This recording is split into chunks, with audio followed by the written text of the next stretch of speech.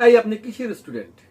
আপনি যদি স্টুডেন্ট হন তাহলে আপনি সকালে থাকবেন স্কুল অথবা কলেজে, সন্ধ্যায় থাকবেন পড়ার টেবিলে।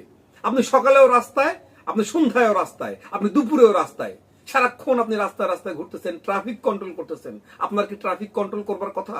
ভালো কথা, ট্রাফিক কন্ট্রোল করবেন আপনি। আপনি মানুষের সঙ্গে খারাপ ব্যবহার কেন করেন? আপনি সিনিয়র মানেন না, জুনিয়র মানেন না, বয়োজ্যেষ্ঠ মানুষকে মানেন না। আপনি এমন একটা ভাব করেন মনে হইতেছে যেন আপনিই সব। কেন রে ভাই?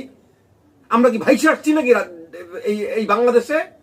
এই যে দেখেন, কিছুদিন আগে এই ফ্যাসিস্ট সরকার শেখ হাসিনা যখন ক্ষমতায় ছিল, তখন এই যে লেজার লাইট, এই লেজার লাইট মারা যারা পুলিশ সার্জেন্ট ট্রাফিক যারা লেজার লাইট মারতো, এই লেজার লাইট নিয়ে কিন্তু অনেক কথা হয়েছে, পত্র পত্রিকা অনেক নিউজ হয়েছে, অনেক রিপোর্ট হয়েছে সেগুলো বন্ধ করবার জন্য। অথচ আপনারা দেখেন, এই আপনারাই এখন লেজার লাইট নিয়ে মানুষের চোখে মারতেছেন, আপনাদের ইচ্ছা মতো যেখানে সেখানে আপনারা মানে যার তার দিকে লাইট মারতেছেন কেন?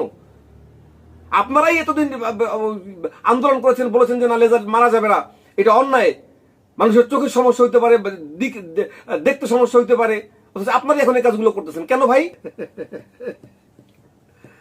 এরকম অনেক কথা বলতে ইচ্ছা করে, কিন্তু বলি না, কারণ আমি জানি যে এই কথাগুলো বললে কেউ শুনবে না, এগুলো বলে কোনো লাভও নেই।